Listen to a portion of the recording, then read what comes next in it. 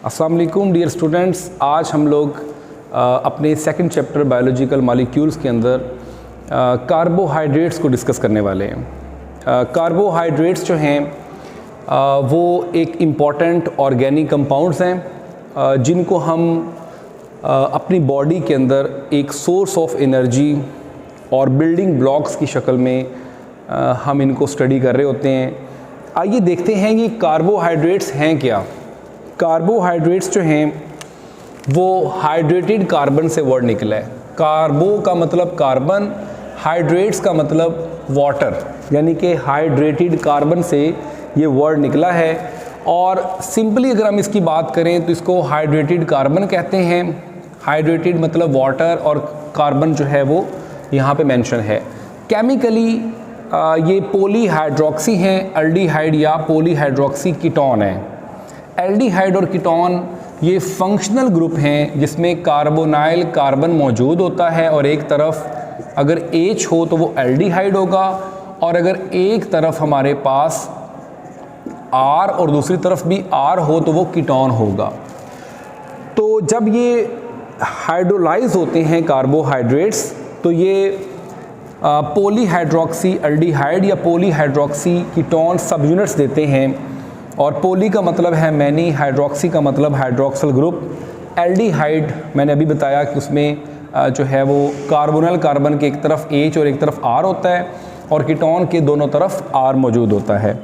Hydrolysis basically break down of molecule है presence of water में।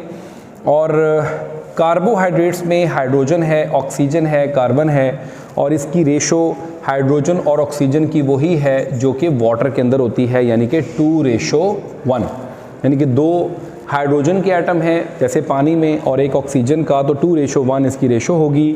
Generally इसको हम कहते हैं CxH2OY। X जो है ये नंबर ऑफ कार्बन है और Y जो है वो नंबर ऑफ वाटर है।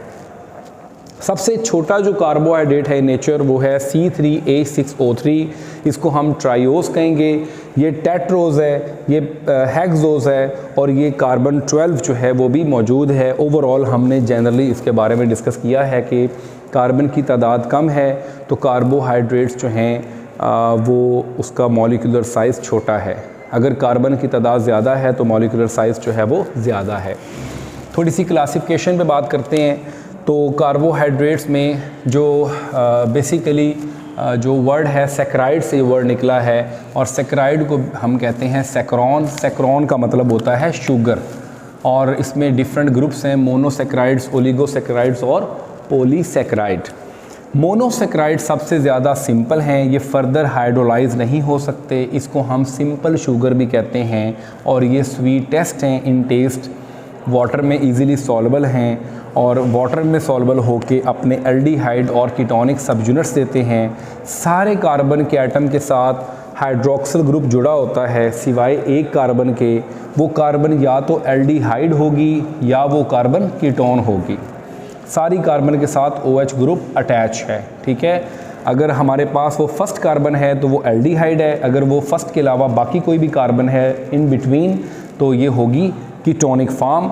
सबसे स्मॉलेस्ट जो एल्डिहाइड है जिसमें 3 कार्बन्स हैं वो ग्लाइसर एल्डिहाइड है और सबसे स्मॉलेस्ट जो कार्बोहाइड जिसमें कीटोनिक ग्रुप है वो ग्लाइसर एल्डिहाइड के बाद डाईहाइड्रोक्सी एसीटोन है, यानी कि ये एल्डिहाइड है और ये कीटोनिक है। कुछ जनरली हम बात करेंगे मोनोसैकराइड्स की जो नेचर में मौजूद हैं, तो इसमें 3 to 7 हैं कार्बन की तादाद। 3 वाला ट्राइओसिस है, 4 वाला टेट्रोसिस है, 5 वाला पेंटोसिस, 6 वाला हेक्सोसिस और 7 वाला हेप्टोसिस है। जनरली इसको हम कहते हैं CH2ON और ये हमारे पास 5 कार्बन वाला दिखाया गया है जिसमें ये देखें एल्डिहाइड ग्रुप है, बाकी सबके साथ OH अटैच है, ठीक है। और इसी तरह हाइड्रोजन को अटैच करके कार्बन की वैलेंसी को पूरा किया गया है।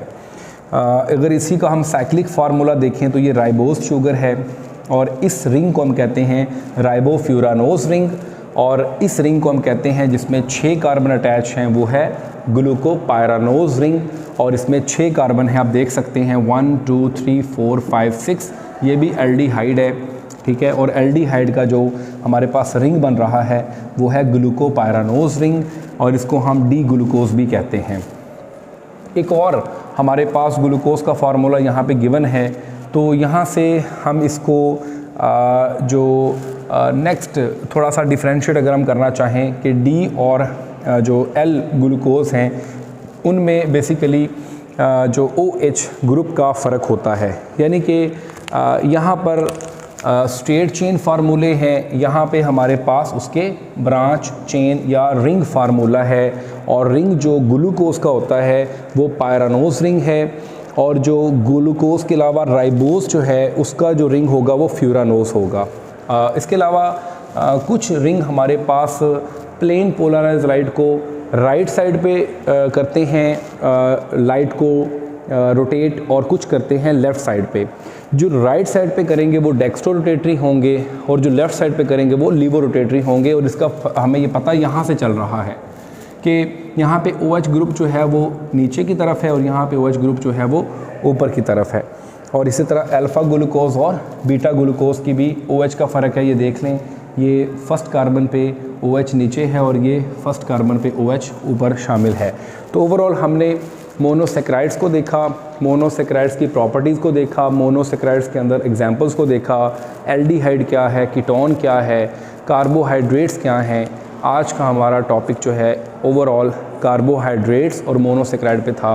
इंशाल्लाह नेक्स्ट लेक्चर में हम डाइसेक्राइड, ओलिगोसेक्राइड और पॉलीसेक्राइड पे बात करेंगे। अपना बहुत सा ख्याल रखिएगा। अल्लाह हाफ़िज़।